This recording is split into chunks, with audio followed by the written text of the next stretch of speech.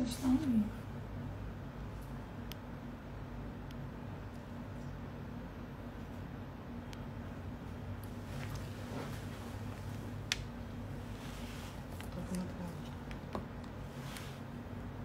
Olá, Juliana, boa noite. Doutor Ricardo, que prazer enorme tê-lo aqui conosco. Vocês me escutam bem? Valdeia Barros, boa noite para vocês que estão aí conosco. Nós já vamos receber aqui para conversar um pouquinho sobre a PEC do voto impresso, né, da impressão do voto, o professor Alexandre Basílio. O professor Alexandre Basílio, ele é membro da ABRADEP. Peraí. Camila? Saiu aqui. Ele é membro da ABRADEP, conhecedor sobre o tema, já fez várias palestras sobre o assunto, né? E eu acho que é de grande relevância esse assunto para o momento que estamos vivendo, principalmente porque nós temos grandes posições contrárias e a favor. E o que eu percebo, eu acho que a maioria das pessoas que estão aí vão perceber também, que a luta pela implementação do voto, de um registro impresso de votos, ela não está tão imbuída de um espírito democrático para o fortalecimento do processo eleitoral, mas sim calçado em desinformações. Eu já vou chamar o professor Alexandre Basílio, vou apresentá-lo. Ele é analista judiciário da área judiciária do Tribunal Regional Eleitoral do Rio Grande do Sul, onde atua como assessora dos juízes e membros da Corte Eleitoral, foi coordenador do Gabinete dos Juízes Auxiliares da Propaganda nas eleições de 2014, chefiou a missão internacional que realizou as eleições presidenciais de Guiné-Bissau na África em 2009, a convite da Organização das Nações Unidas por meio do Programa das Nações Unidas, é escritor, professor e palestrante. Então, deixa eu chamar o professor Alexandre Basílio. Pronto. Vocês estão me escutando bem?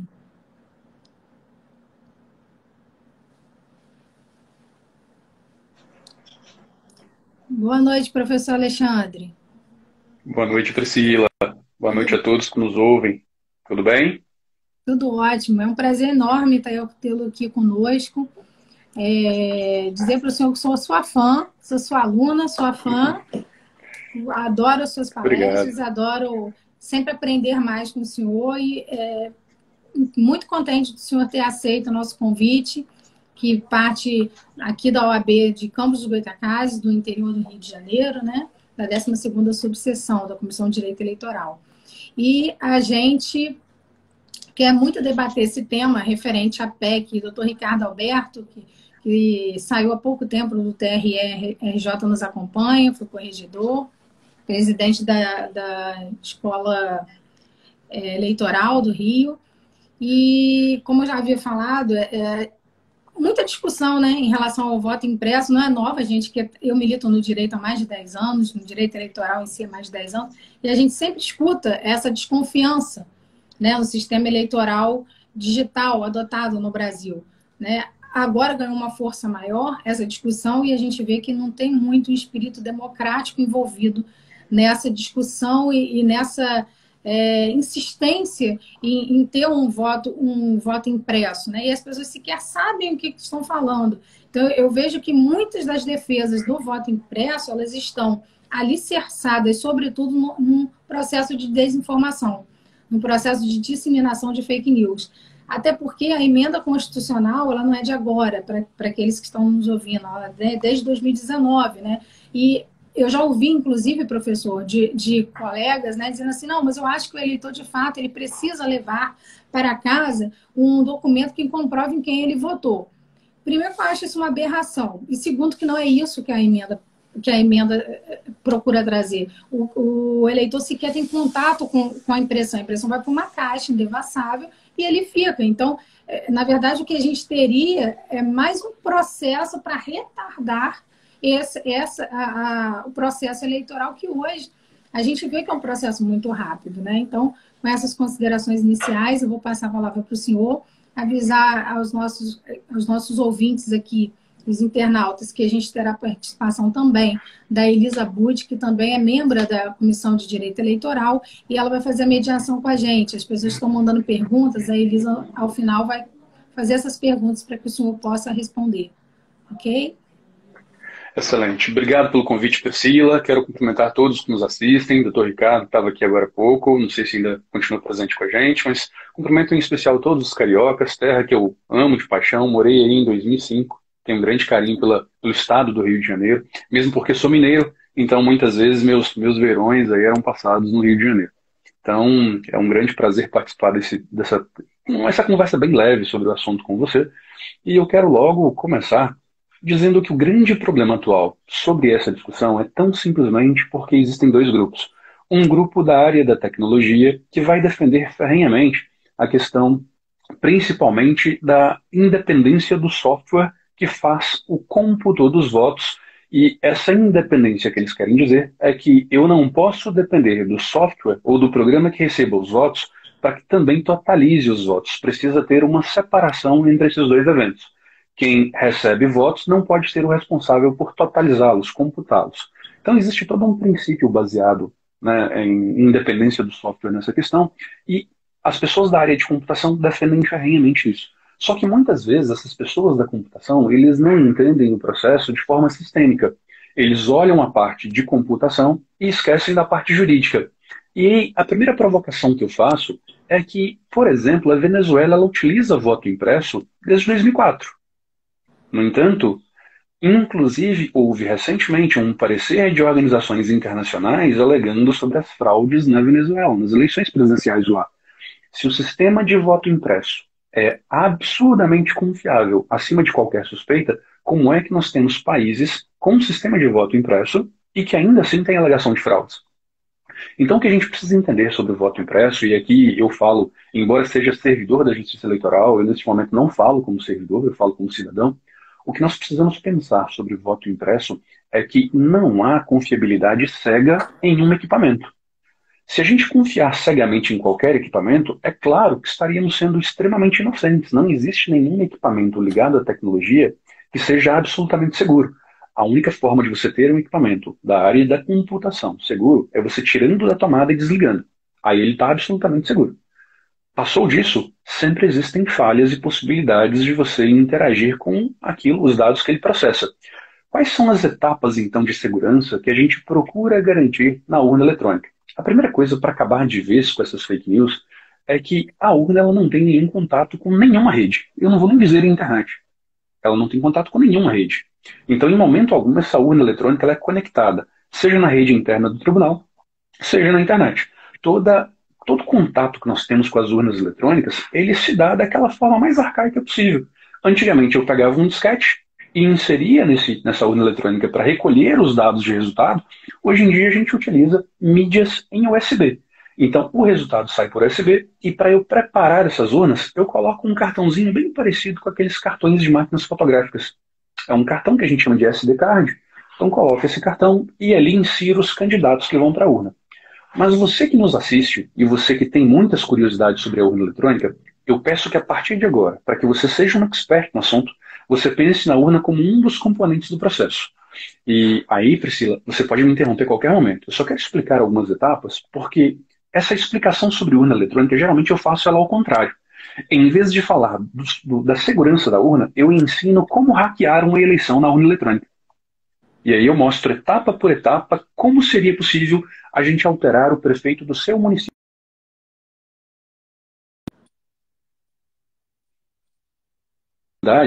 Não sei se você está conseguindo me ouvir bem aí, vocês vão me dando feedback, porque a Priscila, para mim, aqui, ela está parecendo travada. Bom, a primeira dificuldade, eu preciso separar tudo isso em etapas. E a primeira etapa que a gente tem é a etapa de produção do algoritmo que vai ser inserido na urna. Essa etapa é uma etapa importantíssima, Priscila. Se a gente quiser hackear a eleição do seu município, a gente tem que começar a pensar em hackear lá no comecinho do processo, que é quando vários técnicos da Justiça Eleitoral, eles preparam um software que vai ser inserido na urna, e esse software é que ele vai dizer o que vai ser feito quando alguém digitar o número do candidato. Ele pode dizer, por exemplo, que quando eu digitar 99, ele vai dar o voto para 95. Então eu posso fazer isso nesse código. É muito importante que essa fase seja fiscalizada.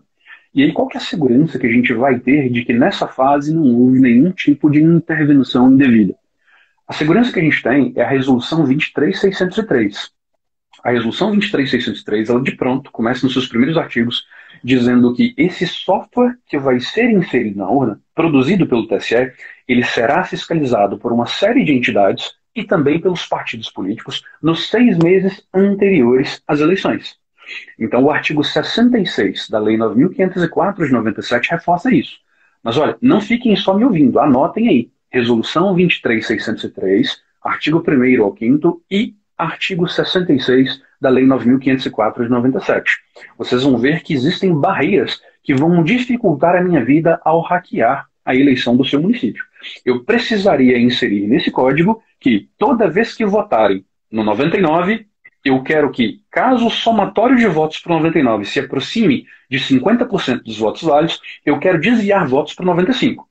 Eu tenho que colocar isso no código e preciso esconder isso.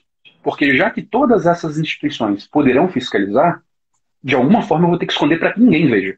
Então existem técnicas para esconder instruções dentro de um código, que é o que a gente chama de ofuscamento do código. Só que quando eu ofusco, o que vai ficar lá vai ser algumas linhas embaralhadas. Os fiscais, verificando essas linhas embaralhadas, ou até mesmo os colegas servidores da Justiça Eleitoral, pode ser que eles reclamem. Opa, peraí, o que isso aqui faz? Já que eu não consigo ler. Então já vai ter uma criticidade. A grande dificuldade, Priscila, é possível hackear uma eleição? É possível. É viável? Não. Porque eu teria que fazer tudo isso e, além disso, eu teria que esconder todo o processo. Porque uma vez descoberto, vão anular aquela eleição. Então eu preciso fazer e não posso ser descoberto. Guardem essa premissa. Bom, a partir do momento que eu conseguir fazer a alteração no código e ninguém viu, aí isso aí vai ser lacrado. É muito difícil ninguém ver, porque são muitos fiscais. O artigo 5º da Resolução 23603, ele vai dizer que esse código vai ser fiscalizado pela Polícia Federal, pelo Exército, pela CGU, pelo Senado, pela Câmara dos Deputados. São várias as instituições, inclusive universidades públicas e privadas. Perfeito, Priscila. Eu ia deixar até esse por último, porque lamentavelmente eu vejo que muitos advogados estão no Twitter dizendo que não confiam nas urnas. Só que a própria instituição que ele pertence, ela é uma das fiscalizadoras. Então o convite que eu deixo é, desse período todo, se aproxime de do partido que tem a ideologia que te apetece, e aí, participando mais proximamente desse partido, peça para que você seja um desses fiscais. Porque aí, nesse período de fiscalização do código, você pode se aproximar, verificar o código-fonte. E aí, Priscila, muita gente não entende muito bem o que é esse código-fonte. Eu costumo brincar com os alunos de que isso é como se fosse uma receita.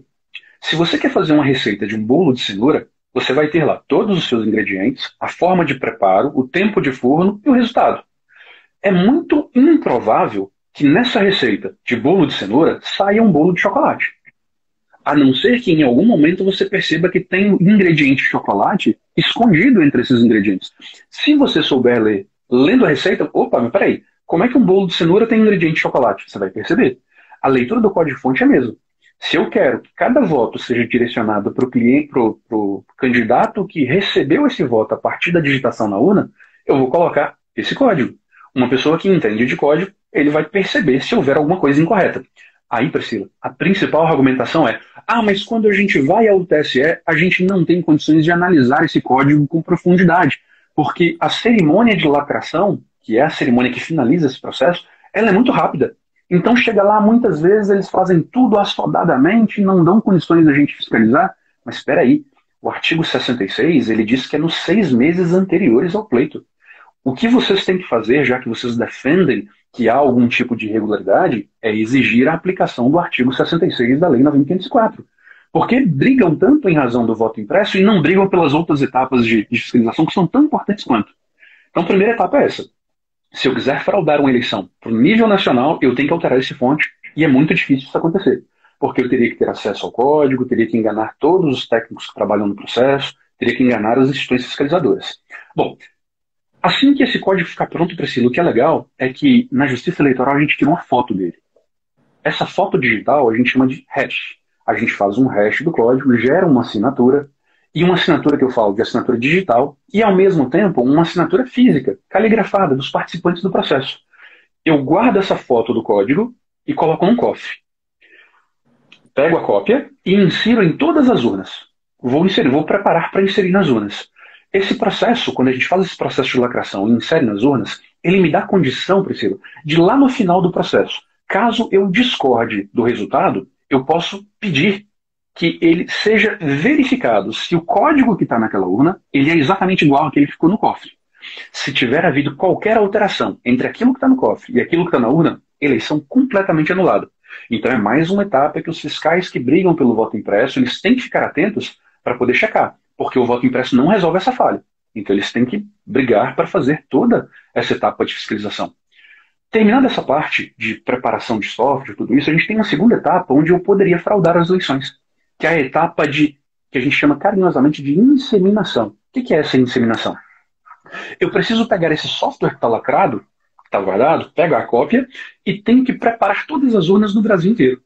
Nesse momento, eu poderia pegar um desses cartões, igualzinho cartão de máquina fotográfica, o SD card, que eu vou utilizar para inserir na urna, eu preciso alterar o código que está dentro dele e colocar na urna.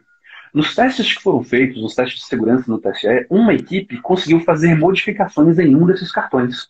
Eles descobriram que os programas que estavam dentro dos cartões tinham uma pequena falha de segurança e conseguiram explorar isso. Então, é aquilo que eu digo. Se me derem uma urna, eu consigo planejar um ataque a essa urna depois de alguns meses de estudo para que a gente possa se sentar. Nós nos sentaríamos para assistir Netflix pela urna. Então, com o tempo, é claro que seria possível colocar o Street Fighter, colocar um jogo, acessar a internet pela urna, porque ela é um computador. Então, se uma equipe tiver uma urna de presente para eles, eles vão fazer o que eles quiserem. Num ambiente controlado, onde ninguém tem acesso a ter uma urna dessas em casa. Tem todo o ambiente de teste de controle. É muito difícil que uma pessoa consiga realizar todos esses ataques. Essa equipe, extremamente preparada, conseguiu verificar que havia uma falha no cartão e conseguiu descobrir que, por meio daquela falha, era possível injetar código na urna. Ainda assim, eles conseguiriam alterar um cartão. Eles teriam que replicar este procedimento em todos os cartões do município ou do Brasil para alterar esse procedimento em grande escala. Isso foi prontamente corrigido pelo TSE. Era uma falha. Mas eles teriam que replicar isso em grande escala. E aí a grande dificuldade, que mais uma vez eu insisto, a confiança no processo de votação não está apenas na urna. Num processo desse, onde a gente pega os cartões e insere nas urnas, é um processo que está acompanhado de todos os fiscais, juízes, promotores. Eu teria que entrar nesse ambiente, roubar os cartões, correr em casa, preparar, inserir o software, fazer tudo, voltar com esses cartões, colocar na mão dos técnicos e mandar eles colocarem nas urnas. Então toda essa logística, sim. Bom, aí poderiam dizer, mas se for alguém de dentro da justiça eleitoral? É possível que seja alguém de dentro? Bom, nesse aspecto, por experiência própria, o que eu posso dizer é que é um dos ambientes mais politizados que a gente tem no Brasil.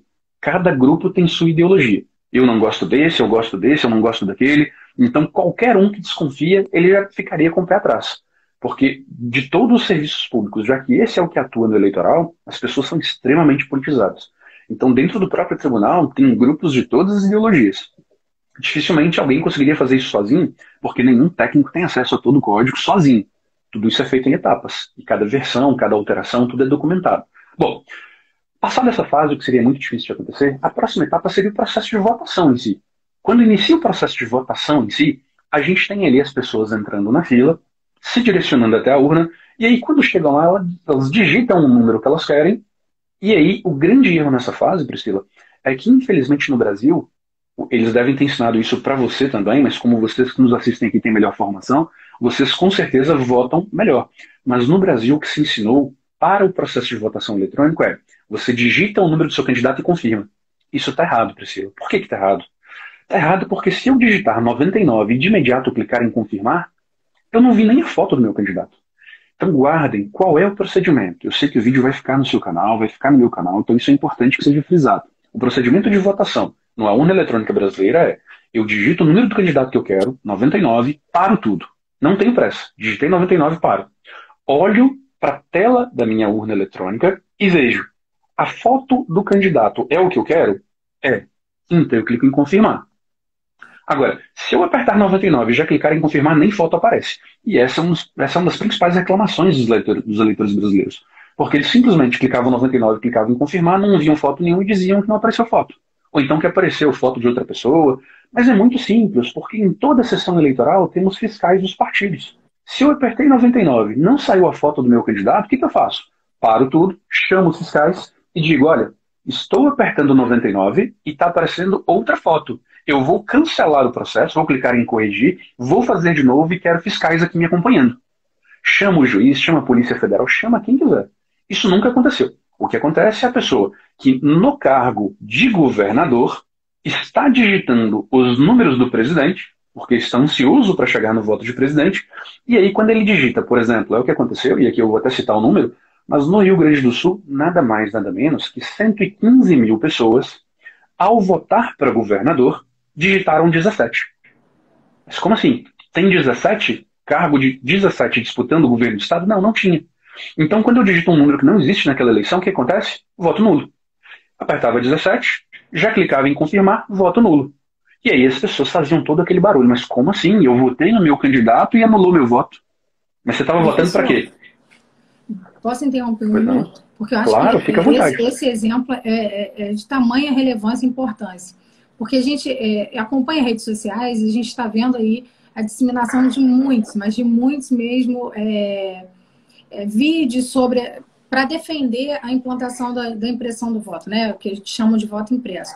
E um dos vídeos que está rolando na rede é justamente esse referente a uma possível votação no candidato à presidência da República, o qual o voto vinha nulo. E aí as pessoas ficam vendo, olha, foi fraudado. E, na verdade, não foi isso que aconteceu. Né? Eu inclusive, pesquisei bastante sobre isso e vi que realmente não foi isso que aconteceu. É porque para aqueles que nos assistem e que já participaram de eleição, né? Porque eu vi que tem jovens aqui que possivelmente vai participar pela primeira vez, quando a gente vai votar, existe uma sequência que a gente vota, né? A gente vai para deputado federal, deputado estadual, enfim, é uma sequência. Então, se em algum momento você, nessa sequência, você digita um número que não tem candidato, se a gente fala de uma eleição proporcional em que eu estou votando em deputado estadual, deputado federal, esse voto vai para a legenda sem problema nenhum. Você acaba não votando no candidato que você escolheu, mas você vota no partido que você escolheu. Mas numa eleição majoritária, como é o caso de governador, de presidente da República e prefeito, se acontece uma situação dessa, de votar num número que não tem nenhum candidato concorrendo com aquele número, esse voto é nulo. E exatamente foi isso que aconteceu, né? O senhor acabou de mencionar isso daí. As pessoas, no afã de votar no presidente da República, que é o último voto a ser dado, já na votação do governador, digitavam um número que não tinha candidato correspondente. Certamente, se naquele estado tivesse candidato correspondente, esse voto seria computado para o governador daquele estado. Acho que foi Rio Grande do Sul, não é isso? Aqui no Rio Grande do Sul aconteceu pelo menos 115 mil vezes isso, doutora Priscila. Então esse é um dos absurdos, porque aqueles que se preocupam tanto com a qualidade do voto, com a efetividade do voto, eles deveriam também se preocupar, pelas escolas de partido, se preocuparem também em ensinar o eleitorado. Nesse aspecto eu até faço uma meia-culpa, porque eu acho que essa também é uma das obrigações da justiça eleitoral. A gente tem que capacitar o eleitorado para que ele exerça efetivamente seu voto. Mas esse é um dos problemas que acontecem que geram as fake news. Foram vários os casos que aconteceram de pessoas que começavam a gritar durante o exercício do voto, dizendo que votou no candidato, mas anulou o voto. E aí alguns poderiam perguntar, mas como é que o senhor sabe que a pessoa queria votar 17 no cargo de governador? Como é que o senhor sabe que alguém digitou 17 votando para governador? Aí vem uma outra etapa de segurança que é essencial para o nosso sistema. Existe uma etapa durante o processo de votação que é como se fosse, na área de computação, a gente chama de keylogger. É um log de teclas. Na verdade, a gente chama isso de registro digital do voto. Como é que funciona, doutora Priscila? Quando você se aproxima da urna e começa o processo, a urna ela começa a capturar todas as suas interações. Então, quando você digita 17 no cargo de governador e clica em confirmar, ela grava aquela informação com uma assinatura digital assimétrica, e aí eu peço até desculpas pelo tecnicismo, mas de forma que isso não pode ser alterado em seguida. Esse processo de gravação do que você digitou é imediato e não pode ser alterado. É feita uma assinatura digital do tipo assimétrico. Então isso é gravado numa tabela. E aí eu sei que naquela data, naquela hora, tudo certinho, um voto foi digitado no cargo de governador, em vez de colocar cargos válidos, alguém digitou 17. Eu consigo saber que aquele voto foi pela doutora Priscila? Não. Porque se a doutora Priscila é a 10ª pessoa a votar, esse registro ele não vai ficar na 10ª célula. Ele vai ficar embaralhado talvez na 300ª, na 400ª. Então o processo, o algoritmo, ele embaralha esse registro exatamente para que eu não consiga identificá-la. Então, esse registro digital do voto, ele também é uma das possibilidades de o partido solicitar a sua verificação em até 40 dias posteriores às eleições. Alguém já solicitou? Não, ninguém solicita. Eu poderia verificar exatamente quais foram. Inclusive, Priscila, esse é um dado estatístico importantíssimo para o partido, porque ele poderia verificar: será que alguém gostaria de ter votado em mim e votou na hora errada? Será que eu perdi votos? Porque no Rio Grande do Sul, por exemplo, o atual presidente perdeu 115 mil votos, só com pessoas que não souberam votar. Ficaram ansiosas, não têm muito contato com tecnologia, o estado inteiro, elas chegavam no cargo de governador, digitavam o número de presidente, não existia esse candidato, anularam o voto. 115 mil votos a mais anulados em razão de desconhecimento do eleitorado, perdendo aí essa questão da efetividade ou da integridade do voto.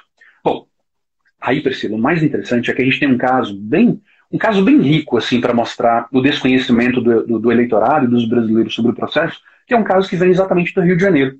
Há não muito tempo, um tal jovem hacker de 19 anos, ele participou de algumas comissões, ninguém sabe a identidade desse jovem, porque essa identidade nunca foi revelada, mas ele diz que ele acessava o Tribunal Regional Eleitoral do Rio de Janeiro e ele direcionava os votos para quem ele quisesse, já na fase de totalização. Então imagine, no seu município, a eleição já está encerrada, tiramos a mídia de resultado das urnas e vamos transmitir para o cartório.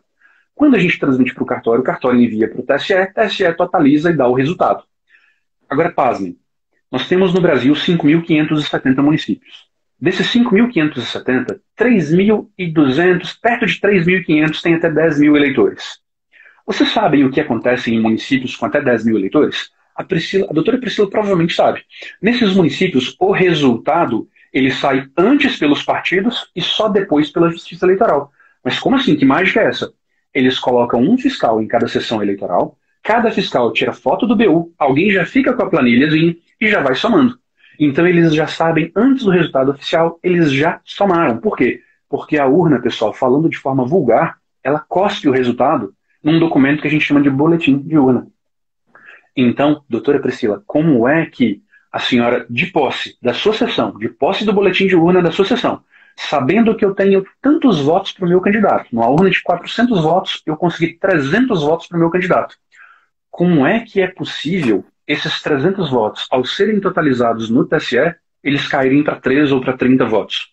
Você teria a prova por escrito do boletim de urna, comparando com o que foi totalizado, para mostrar, olha, está provada a fraude. Então, olha, isso é uma fraude, isso é uma ideia tão esdrúxula, mas tão absurda, que eu não tenho nem palavras para descrever essa bobagem que eles acabam dizendo que a falha está na totalização. Ah, que se juntaram 17 pessoas ou tantas pessoas numa sala e decidiram quem venceria a eleição. Mas e o boletim de urna que está na mão de cada um? E aí? Então, no pequeno município, basta se juntarem todos os fiscais de partido, cada um com a cópia do boletim de urna, da sua respectiva sessão, eles somam no Excel. Para o nosso candidato, 10 mil eleitores, nosso candidato conseguiu 4.590 votos. Somaram os BUs. Pegam aqueles BUs, ele tem um númerozinho de registro, entro no site do TSE e verifico se a informação que eu tenho no BU é a informação que está no site. Está diferente? Impugnação imediata. E o mais interessante, professor, que talvez quem não atue diretamente na eleição, ou seja, apenas eleitor, né, e não tem tanto contato, é que esse boletim de urna ele nos fornece, inclusive, por seção, por zona, né, a gente tem tudo aquilo ali. E antes desse boletim de urna, antes de iniciar a votação, a gente tem a emissão da zerésima. Então, o que é a zerésima? A zerésima nada mais é que um boletim de urna com o nome de todos os candidatos, com o número 0 na frente, para comprovar que antes de iniciar essa eleição, nenhum candidato ali tinha voto registrado. Então, essa é mais uma etapa de verificação que é acompanhada, inclusive, pelos próprios partidos políticos por meio de seus fiscais.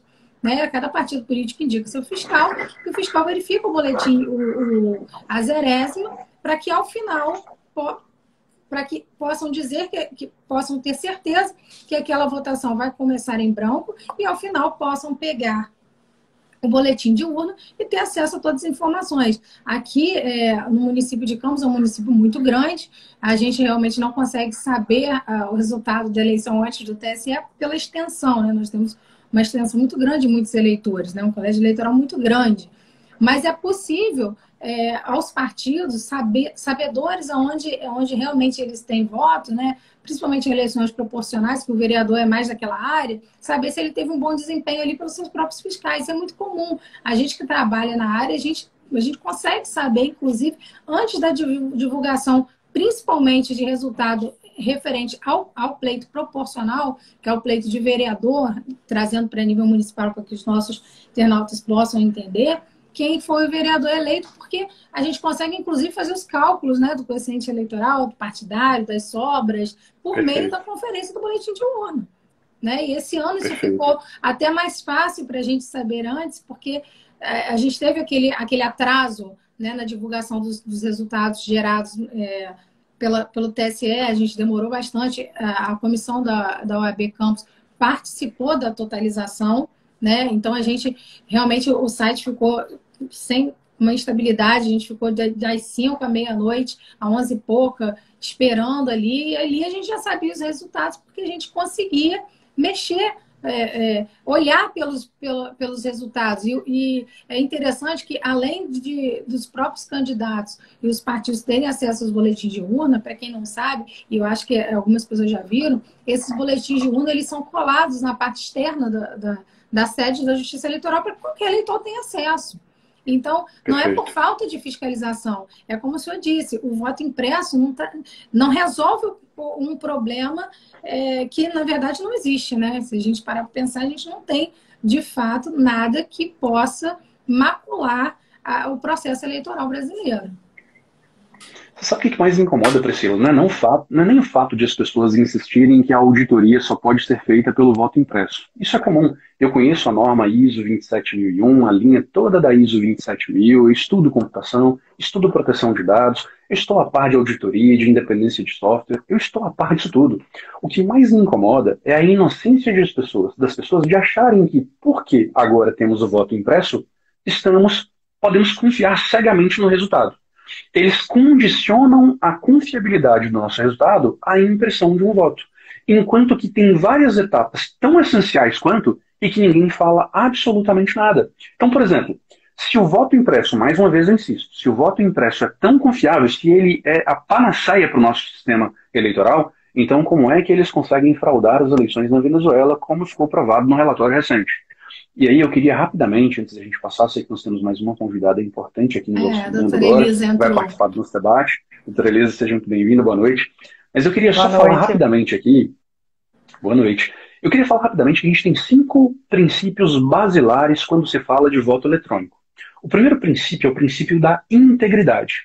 O segundo princípio que vem posterior a isso, que é essencial, é o princípio do sigilo do voto, que inclusive é um dos fundamentos para a ADI, que proibiu o voto impresso no Brasil. Mas a gente já volta e fala um pouquinho de cada um. Então, integridade é o primeiro, sigilo do voto é o segundo, princípio da autenticação é o terceiro.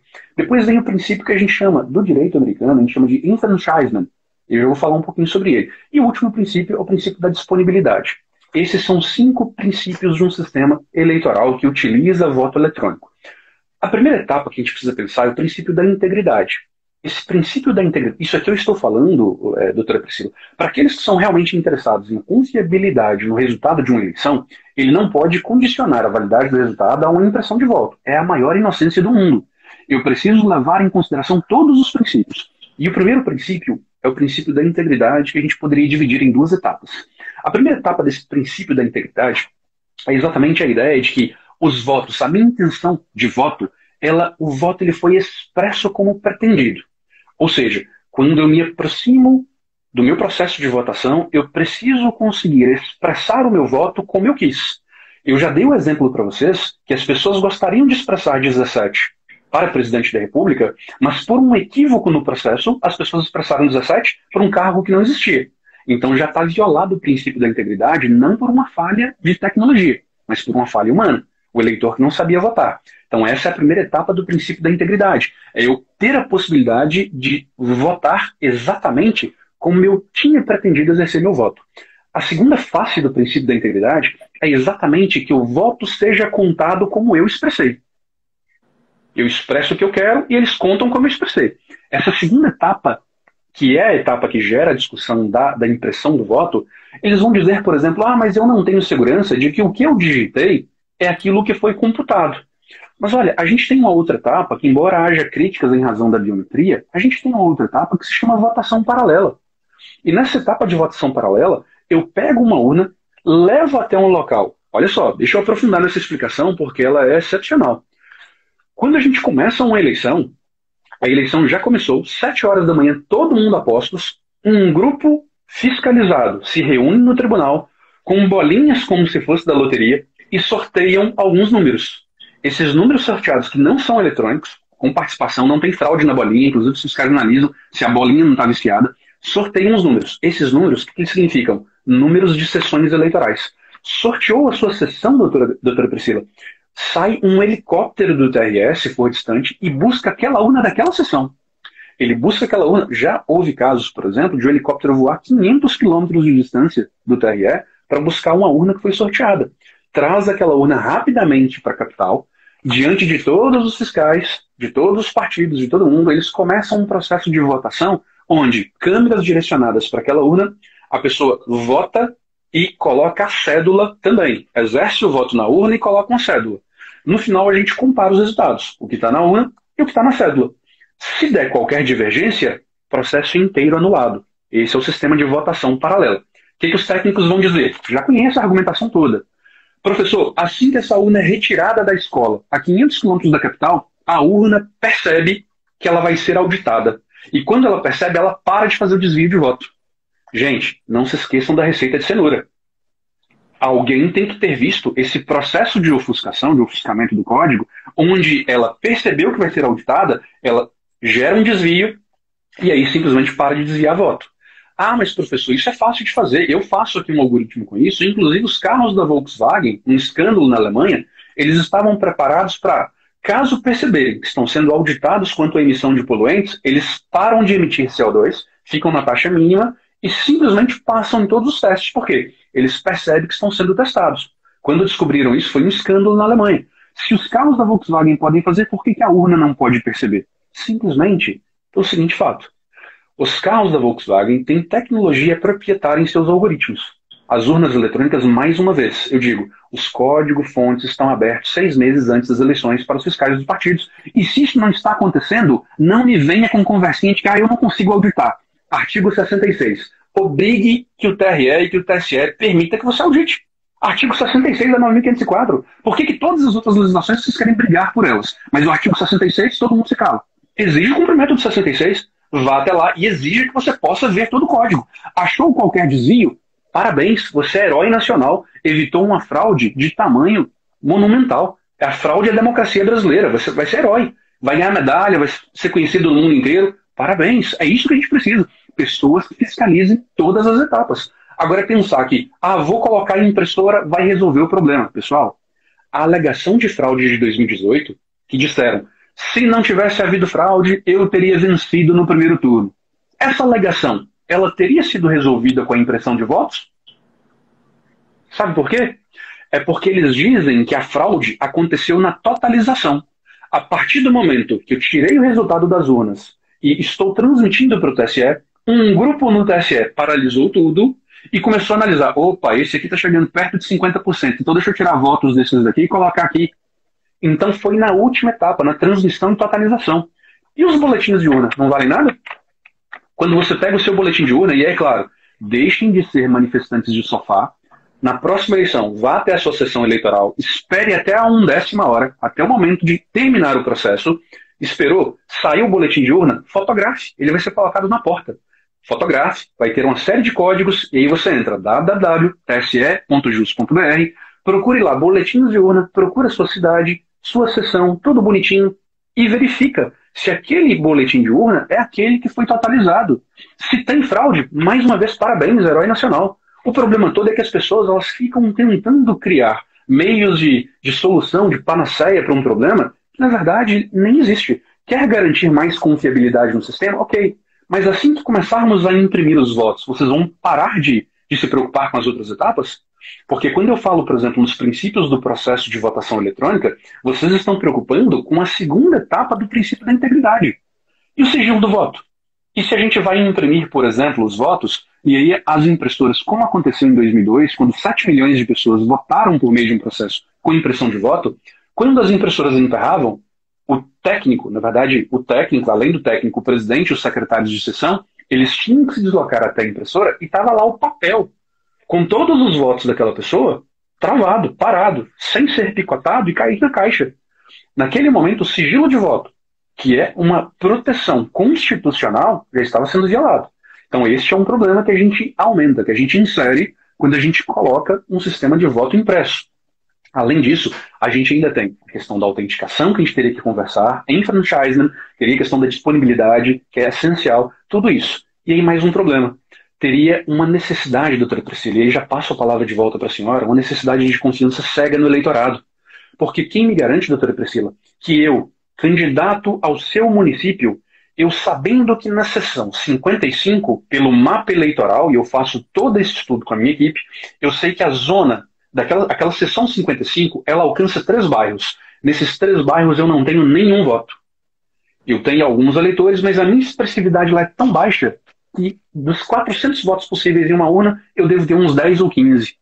Eu combino com essas 10 ou 15 pessoas para chegarem de frente para a urna eletrônica, digitarem o meu número e quando for impresso, eles vão dizer, opa, ó, imprimiu alguma coisa ali que não foi o que eu digitei, tá fraudado, tá aprovado, ó, tá fraudado. E aí? Eu vou ter que confiar na fala daqueles eleitores? Porque em alguém eu vou ter que confiar. Quando houver dúvida entre o que está gravado e o que está impresso, como é que eu vou dirimir essa dúvida? Quem é que vai ter a razão? A gente anula aquela eleição toda em razão de 10 pessoas que eu combinei de dizerem que havia fraude, que aquilo que foi impresso não foi o que digitou? Como é que a gente garante confiabilidade nesse sistema então? Se o que vale é o que está impresso, então quer dizer que essa eleição está anulada. Está muito fácil então de manipular para que nessa sessão, aqueles 300 votos que eu não tinha, eram dos meus adversários, eu possa anular todos eles. Então eu tenho que ter uma solução, eu não posso pensar, e eu sei que tem várias pessoas aqui que trabalham com tecnologia, mas o problema não é um problema simples, é um problema complexo. Quando eu insiro mais um mecanismo, eu crio um sem número de problemas que eu tenho que resolver. Para quem está aí o tempo todo divulgando voto impresso, que não sei o que, vai lá para o Twitter, os manifestantes do sofá, nos ajudem a resolver todos os problemas que serão criados com a impressão do voto. Você só bater no peito e gritar voto impresso já é muito fácil. Agora, todos os outros problemas com relação a sigilo, com relação à integridade, com relação a enfranchisement, com relação à disponibilidade, você tem que nos ajudar a resolver. Ah, não, isso é problema da justiça eleitoral. Mas assim, fica muito fácil. Não é da justiça eleitoral, é da democracia brasileira. Porque tem um sem número de fraudes que eu posso inserir quando eu aumento algum processo nessa etapa. E aí vão começar com toda aquela discussão, é que na Argentina o sistema funciona diferente. Eu conheço o sistema da Argentina. Aquele boletim único, o boletim eletrônico único da Argentina, ele é muito bacana. Você chega lá, recebe a sua cédula. Assim que você recebe a sua cédula, olha que interessante. Tem um microchip RFID dentro daquela cédula. Então, quando eu insiro essa cédula na urna eletrônica, ela vai ser ativada. Ela é ativada, eu escolho os candidatos que eu quero. E assim que eu escolho os candidatos que eu quero, o resultado, as minhas escolhas são gravadas aqui, nesse cartão. Então eu retiro o cartão, passo o cartão perto da urna, ele já me mostra o que está escrito no cartão que ele imprimiu e o que está na tela. Então eu consigo confirmar. E aí em seguida eu insiro esse cartão dentro de uma urna de papelão. E aí, doutora Priscila, sabe o que é interessante? É que quando eu insiro esse cartão dentro da urna de papelão, quem vai contar esses votos são seres humanos. E a gente sabe pela história do Brasil que toda vez que houve contagem manual, houve fraude. Uma vez que você insere um componente humano no sistema, a chance de fraude é gigantesca. Rio Grande do Sul, Getúlio Vargas, 1930, o que aconteceu? A partir de 45, até 45, no Brasil era possível você se lançar candidato para vários estados ao mesmo tempo. Getúlio Vargas ele conseguiu ser eleito em 7 estados como deputado federal e em 2 estados como senador. No Rio Grande do Sul, nós tínhamos mais ou menos alguma coisa em torno de 80 mil eleitores, ele conseguiu 120 mil votos. Como assim? 80 mil eleitores, 120 mil votos? Os votos eram fabricados. Esse processo, toda vez que você insere o componente humano, é óbvio, você abre uma porta para um sem número de tentativas de fraudes. Então tudo isso é complexo, não é só, voto impresso já e pronto. Não, pessoal, a gente aumenta os nossos problemas. Então vamos devagar, porque isso não é tão simples assim. Fora o custo, né, professor? O custo é muito alto. Eu nem quero entrar. Eu nem quero entrar nessa seara porque eles vão dizer democracia tem preço. Só que são 2 bilhões a mais no nosso bolso. Exatamente. Tem uma pergunta aqui que até achei interessante. Se o voto impresso afeta o sigilo de voto e sendo o sigilo uma cláusula pétrea, como pode ser alterado por emenda constitucional? E a gente sabe, né, que a Constituição pode ser alterada, não está vinculada ao controle de constitucionalidade. Então, eu ouvi muito essa pergunta também, porque eu escrevi sobre o tema, né? E aí as pessoas perguntaram, mas o STF já não disse que é inconstitucional? Por que estão insistindo nisso de novo? Na verdade, a gente não existe essa questão de o STF fez o controle de constitucionalidade, eu não posso mais legislar sobre aquele assunto. Né? O Congresso pode legislar sobre o assunto. Agora, é bom lembrar que a emenda constitucional, ela também sofre controle de constitucionalidade, porque ela também altera a Constituição. Ela não é uma norma originária, né? E como não sendo uma norma originária, também sofre controle de constitucionalidade. E não consigo vislumbrar, se eu até me corrija se eu estiver errado, os problemas que foram gerados na ADI que declarou inconstitucional a legislação do voto impresso, salvo engano, em 2020, no final do ano, né, que houve o julgamento, esses problemas não foram resolvidos. Muito pelo contrário, eu entendo até pela grande manifestação, pelo grande apoio ao voto impresso, esses problemas estão até mais elevados, né? Porque, como o senhor disse, e eu já vi, inclusive, uma entrevista do senhor nesse sentido, referente à questão da totalização, que enquanto um grupo, né, dizia que ele já tinha ganhado em primeiro turno, salvo engano, no Nordeste, e depois mudou, e tudo baseado em divulgação da imprensa, que na verdade não foi bem isso que aconteceu, não é mesmo? Perfeito. É exatamente isso, Priscila. Doutora Priscila, olha que interessante. Muita gente acha que quando o STF decidiu sobre a inconstitucionalidade do voto impresso em razão da quebra do sigilo, eles acham assim, esses ministros são loucos, eles não entenderam nada. Porque no projeto de lei, em momento algum, a gente teria que pegar o canhoto do voto e levar para casa. Só que o que eles não entenderam é que essa decisão ela foi dada porque quando você insere um outro componente eletromecânico junto à urna, que é a impressora, essas impressoras elas são extremamente frágeis. E tem gente que só consegue olhar para o próprio umbigo. Então ele pensa que a eleição é a escola que fica a 200 metros da casa dele, que ele acorda ali 10 horas da manhã no domingo, vai lá, vota e volta para casa. Só que, na verdade, o processo eleitoral brasileiro, num país de dimensões continentais como o nosso, a gente tem localidades de votação que a gente precisa comunicar o sistema com satélite. E são 3 dias de barco para levar essa urna até o local. Então, o que acontece quando você coloca equipamentos tão sensíveis para fazer todas essas viagens de barco, de helicóptero, de avião, esses equipamentos é muito óbvio que pode ser que eles gerem problemas.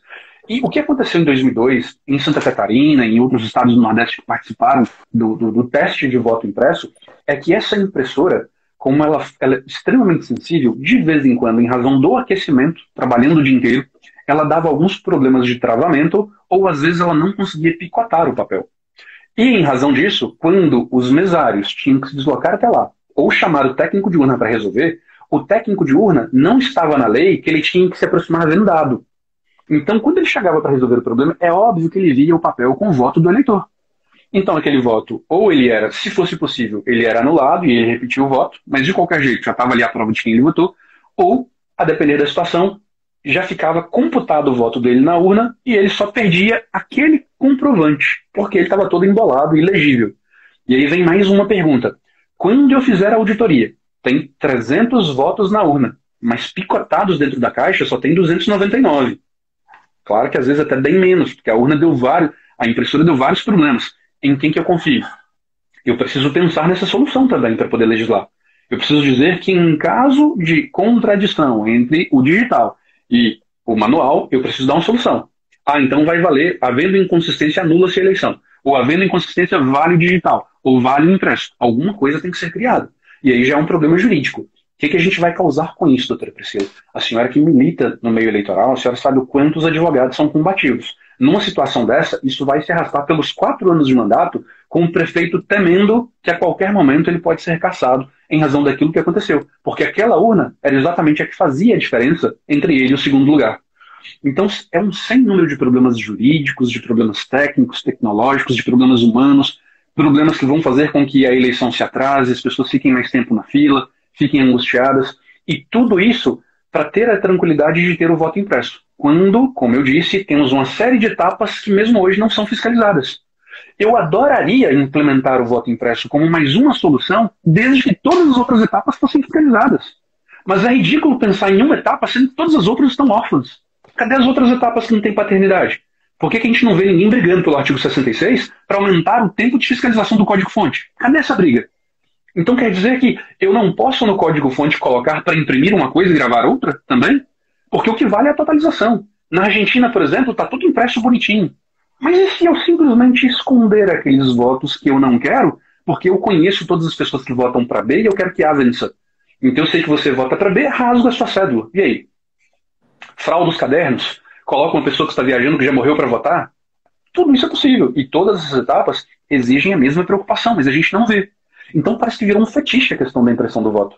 O processo é extremamente complexo, mas criaram o fetiche, que a impressão é o essencial. A gente garante a impressão e vai dormir tranquilo. Não é assim, gente. É muito mais complexo que isso. Parece um bando de inocentes que não conhecem nada do sistema falando uma bobagem. Voto impresso, voto impresso. Parece que simplesmente foram ali lobotomizados com o voto impresso, sendo que o processo é extremamente complexo. Sem contar todos esses problemas, a gente imaginar um eleitor que já tem dificuldade com a própria urna eletrônica, ter que, além de conferir seu voto na urna eletrônica, conferir seu voto impresso, né? Porque, como o senhor disse no início, tem gente que vota... Eu sou um que voto rápido, mas como eu conheço o processo eleitoral, não espero foto, né? Eu voto, acabou. Eu sei as ordens, mas tem gente que tem muita dificuldade com urna eletrônica. E essas pessoas que têm muita dificuldade com urna eletrônica é a esmagadora maioria dos eleitores, né? Então, assim, imagina esses eleitores que já têm uma dificuldade com a urna eletrônica, ainda ter que acessar um voto impresso, sem contar que nós não estamos pensando nas pessoas que não podem ler, né? Porque na urna eletrônica eles têm acesso por meio do braille que está ali. E no voto impresso, que eles não têm contato com essa impressão. A gente não garante acessibilidade a essas pessoas. Então, é uma discussão que está muito rasa, né? É uma discussão que está muito movida a sentimentos políticos. Ela está muito politizada, quando, na verdade, ela deveria estar mais tecnizada, né? Se é que politizaram a urna eletrônica. Você disse tudo agora. Politizaram a urna. Professor, doutora Priscila, eu vou fomentar aqui mais um pouquinho o debate. Está sendo um prazer participar com o senhor, te conhecer aqui. Obrigada, doutora Priscila aí, e nossa presidente aqui da comissão, e representando a comissão do AB, vou fazer essa mediação e alguns comentários e perguntas que estão chegando aqui no nosso debate, no nosso bate-papo, né?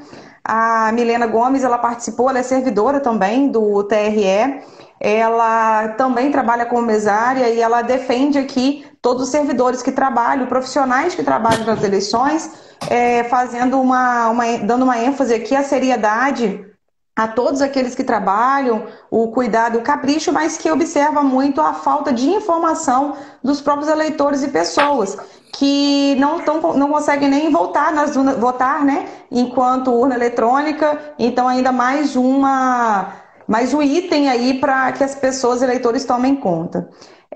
Temos aqui também o Adriano Almeida, ele defende o voto impresso, compreende a vontade das pessoas, mas ele não concorda que exista fraude nas urnas. Ele acredita também, concorda com o professor, ele faz esse adendo aí, e não acredita que exista fraude nas urnas, né? Eu tenho aqui também, quero agradecer a participação aqui, o Siga Marcão Gomes, agradecendo e parabenizando o nosso evento.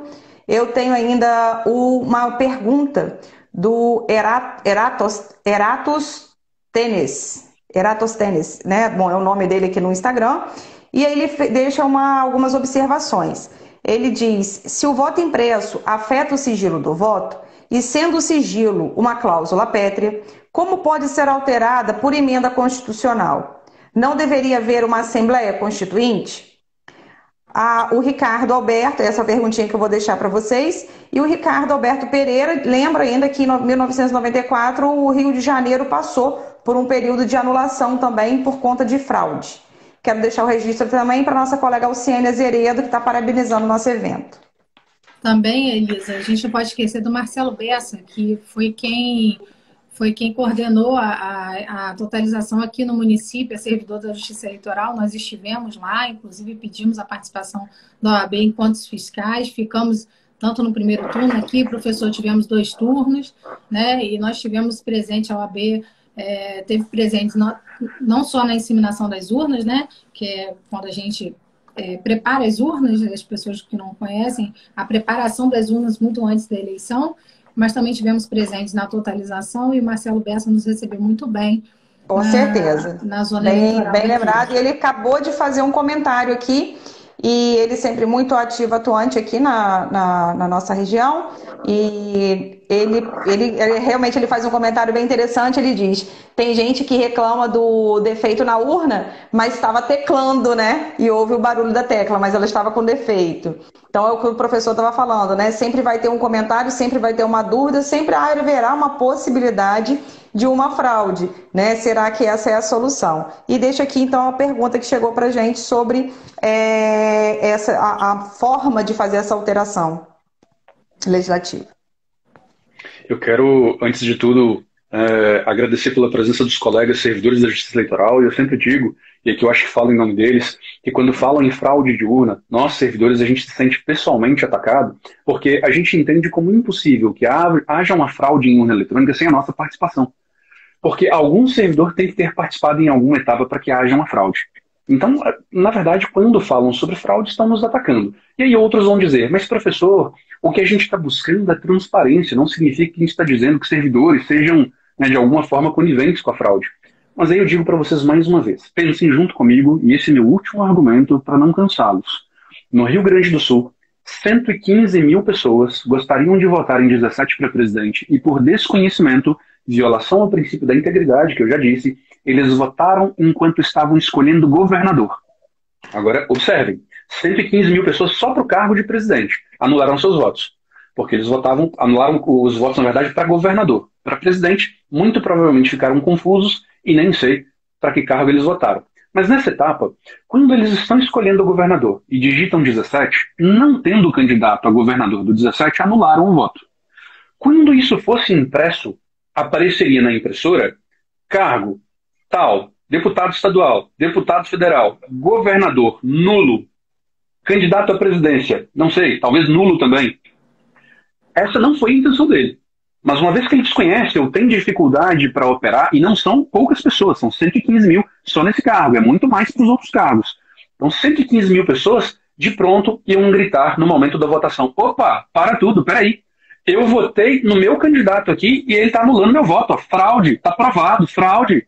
Ia ser foto, ia ser redes sociais, mídia, sendo que, na verdade, é um equívoco do eleitor. Então não pensem, pessoal, não pensem. Vocês, principalmente aqueles que politizaram a discussão e estão trazendo esses argumentos em razão de uma pessoa que está no poder, alguma coisa assim, não pensem que isso é a solução para todos os problemas, porque isso pode ser usado, inclusive, contra vocês também. Qualquer grupo que resolver dificultar ou de alguma forma prejudicar o processo, ele pode trazer alegações falsas de fraude e vão nos judicializar a nossa eleição, que sai no mesmo dia, no máximo no dia seguinte. A gente vai judicializar para a gente ter 3, 4 anos de discussão. Então, queremos melhorar o processo? Queremos. Mas vamos então, com carinho, estudar todas as etapas para ver o que dá para melhorar?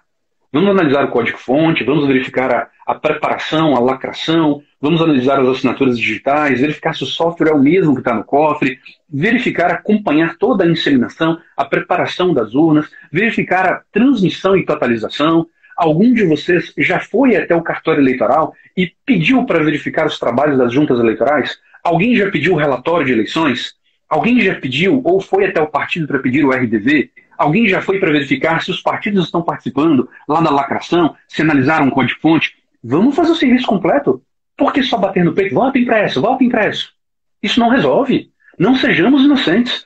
A Venezuela, mais uma vez eu digo, tem voto impresso. O Peru tem voto impresso. E aí? Então lá é perfeito? Está cheio de fraude. É só vocês pesquisarem. Eleições Venezuela, relatório sobre fraudes. Pesquisem aí. A informação está na distância dos seus dedos. Pesquisem. E vocês vão ver que desde 2004, mesmo com voto impresso, não resolveu. Não é uma só solução. Uma série de fatores, porque o problema é complexo. Se vocês estão dispostos a gastar 2 bilhões só por um fetiche, sem se preocupar com todo o restante, tudo bem. Mas eu preciso, como obrigação, como professor e como servidor, eu preciso esclarecer para vocês todo esse itinerário de problemas possíveis. Se mesmo assim ainda querem bater no peito e dizer que só o voto impresso me garante confiabilidade, vá em frente. É isso, né, professor? Na verdade, não há uma discordância da existência do voto impresso, né? Ninguém é contra o voto impresso. Na verdade, o sentimento que a gente tem enquanto operadores do direito, né? Até eu já vi colegas falando o contrário, mas que eu particularmente tenho, é que a gente tá vendo uma luta que é uma luta inglória, porque é uma luta por algo que não vai chegar a lugar nenhum. É um gasto desnecessário para uma segurança que já existe, não é mesmo? Eu até apoiaria o voto impresso, sabe, doutora Priscila? Só que eu não apoio pelo fetiche. Eu apoiaria se todas as pessoas já exercessem todas as oportunidades de fiscalização e estivessem insatisfeitos, beleza. Os 5 princípios do voto eletrônico estão sendo completamente fiscalizados. E esse, quanto à integridade, quanto àquilo que eu expressei ser aquilo que foi computado, esse é o único que eu ainda não estou satisfeito, mas todos os outros estão sendo fiscalizados. Eu tenho certeza, por exemplo, que ninguém está sendo coagido, que o sigilo de voto não está sendo violado, o enfranchising, que é a possibilidade de o eleitor ele conseguir se deslocar, ele conseguir participar do processo, ter a oportunidade de votar, de exercer esse ônus, bônus constitucional. Então, se tudo isso está acontecendo, aperfeiçoar o sistema, tudo bem. Agora, o que me incomoda é o fetiche. É achar que, será que depois que a gente colocar o voto impresso, então eles vão sossegar ou eles vão continuar buscando outras coisas? Porque com o voto impresso, inserindo um componente humano, toda vez que alguém disser fraude, a gente tem que parar tudo e contar o que está impresso. Nesse momento da contagem, eu tenho notícia de que votos eram comidos. As pessoas engoliam a cédula. Ele pegava um momento de distração, ele engolia. Por que ele engolia? Para diminuir a votação do seu adversário. Será que alguém não poderia, no momento da contagem do voto impresso, engolir para fazer desaparecer e gerar contradição entre o digital e o impresso? Mais uma vez eu digo, é um componente humano. Inserir o componente humano, a gente pode esperar de tudo desde 1513 em São Vicente, São Paulo, é assim que funciona. Fraudes em processos de escolha. Então não sejamos inocentes. Nós viemos avançando aí a cada tempo, né? Foi o comentário que o professor fez no início sobre os votos, as cédulas, né? Que eram feitas. Quantas vezes o 3 não virou um 9? Quantas vezes o 3 não virou um 8? Não é? E aí é o comentário que a Leandra Antônia faz aqui na nossa participação, e ela entende que fazer isso é retroceder, né? Cada vez mais em busca da tecnologia, em busca do novo, e nós precisamos retornar ao papel para comprovar tudo isso, né? Entende ser um retrocesso. O Arthur Homero parabeniza todas as suas considerações. E temos participação da Paraíba também, professor, te mandando abraços. A Franciele Guimar e todos os seus alunos de lá te mandando um abraço da Paraíba. Grande abraço para os aspirantes de 2014. E temos servidores de Pernambuco também na nossa live. Professor Alexandre, eu gostaria muito de agradecê-lo por ter aceito o nosso convite, parabenizar por tudo aquilo que o senhor nos proporcionou na noite de hoje. Tenho certeza que foi muito elucidador para todo mundo que está vendo, para que possa entender como funciona de fato o processo eleitoral brasileiro. Porque muitas vezes, e para não dizer na maioria das vezes, o que está sendo defendido é por puro desconhecimento, por falta de informação e por uma opinião de manada, por uma opinião fabricada por meios de fake news. Então, eu acho que antes de qualquer tipo de defesa, a gente tem que buscar estudar o tema a fundo, a gente tem que buscar conhecer a fundo tudo aquilo que envolve esse tema, para que a gente possa avançar de maneira segura. Como o senhor bem disse, eu costumo dizer para todo mundo que me pergunta, inclusive para partidos políticos, aqueles que eu dou assessoria, é que a gente pode considerar nosso sistema seguro, sim. A única insegurança que hoje a gente ainda tem no nosso processo eleitoral é o fator humano que existe. E a gente acrescentar mais uma etapa de participação do fator humano, a gente não está excluindo o risco, a gente está aumentando o risco. Então, eu gostaria muito de agradecer, parabenizar, passo o senhor para as suas falas finais, agradecer a doutora Elisa, porque é difícil acompanhar a live e ler ao mesmo tempo os comentários, e aí eu pedi ajuda dessa vez. A gente ficou, o Instagram nos proporcionou isso a partir de um tempo para cá, né, a participação de mais uma pessoa, antigamente só podiam duas. Então, muito obrigada, doutora Elisa. E, doutor Alexandre, deixo com o senhor para que o senhor faça suas considerações finais, porque o nosso tempo também já está acabando aqui. Doutora Priscila, doutora Elisa, eu quero agradecer profundamente o convite. Eu acho que essas informações elas são essenciais. Isso aí, eu realmente, enquanto servidor da Justiça Eleitoral, eu preciso colocar a mão à palmatória, porque é obrigação da Justiça Eleitoral esclarecer sobre todas essas questões. Eu concordo, teve uma pessoa que disse que, inclusive, as etapas de fiscalização deveriam ser mais transparentes. Eu concordo também com isso. Mas, olha, via de regra, eu nem sou chamado pela Justiça Eleitoral para falar sobre o tema. E sempre que eu começo a falar, eu já esclareço que não estou falando como servidor, mas como professor, em razão da minha super sinceridade. É possível fraudar uma eleição com urnas eletrônicas? Na minha opinião, como especialista em tecnologia, sim. É viável? Não, não é. Por que não é viável? Porque para fraudar, para que ela tenha êxito, essa fraude tenha êxito, ela não pode ser descoberta. Só que em procedimentos digitais, você deixa pegadas o tempo todo. Seria impossível você fraudar sem deixar os rastros. E se houver rastros, a eleição está anulada. Então, não resolve. Então, a fraude ela precisa ter sucesso, ela tem que ter êxito.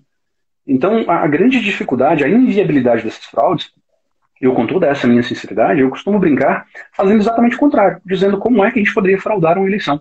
E são tantos os obstáculos que quando um técnico de informática ele faz um videozinho no YouTube mostrando, olha, tá vendo aqui como é fácil? Basta eu criar no programa assim, dizendo que toda vez que eu votar para esse, o voto vai para esse, ó, tá feita aqui a fraude. É de uma inocência sem tamanho. E infelizmente as pessoas, embora lá quando o Tim Berners-Lee criou o navegador de internet, criou a internet como é hoje, ele pensou, ele tem imaginado que agora o conhecimento está à distância dos dedos de qualquer internauta. Então todas as pessoas vão se transformar em intelectuais. Parece que o tiro saiu pela culatra, parece que o negócio deu tudo errado. As pessoas, em vez de ficarem mais espertas e mais inteligentes, buscarem informações, foi o contrário, ficaram mais estúpidas. Se reservaram a se juntarem em microbolhas e começaram a gritar, como se estivessem lobotomizados, uma expressão sem pensar sobre aquilo. Então, pessoal, o site do TSE tem todas as informações sobre todo o processo eleitoral. Tem vários vídeos, tem livros, tem artigos, basta pesquisar. Se vocês pesquisarem, eu já dou logo a dica, tem uma instituição internacional que fala sobre processos eleitorais no mundo inteiro. É IDEA.org. Essa instituição ela faz comparativos em processos de votação eletrônica no mundo inteiro. Então, se você quer saber mais sobre o processo de votação na Venezuela, coloque lá Brasil e Venezuela e compare. Você vai verificar que boa parte desses países, eles não têm sequer cadastro de eleitores. Eles usam um registro civil.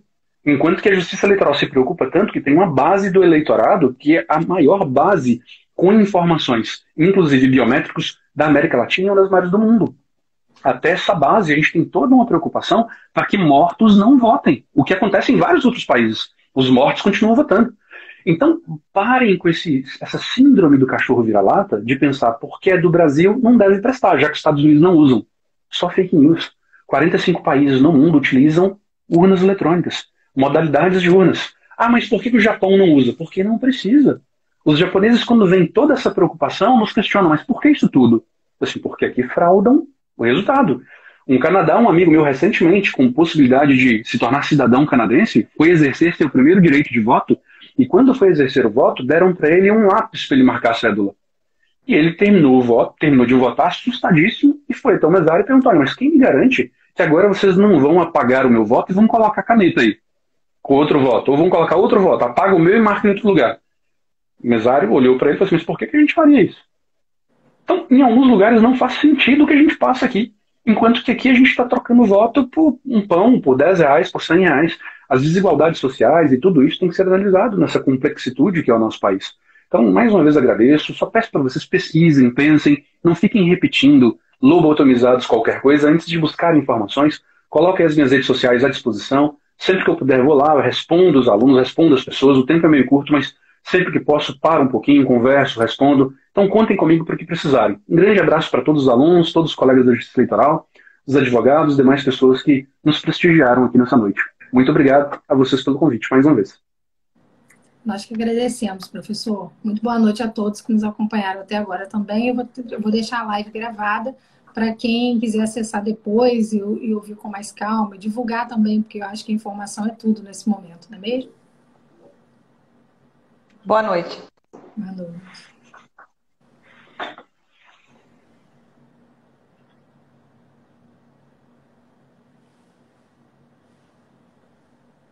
Camila, só apertar o X. Não.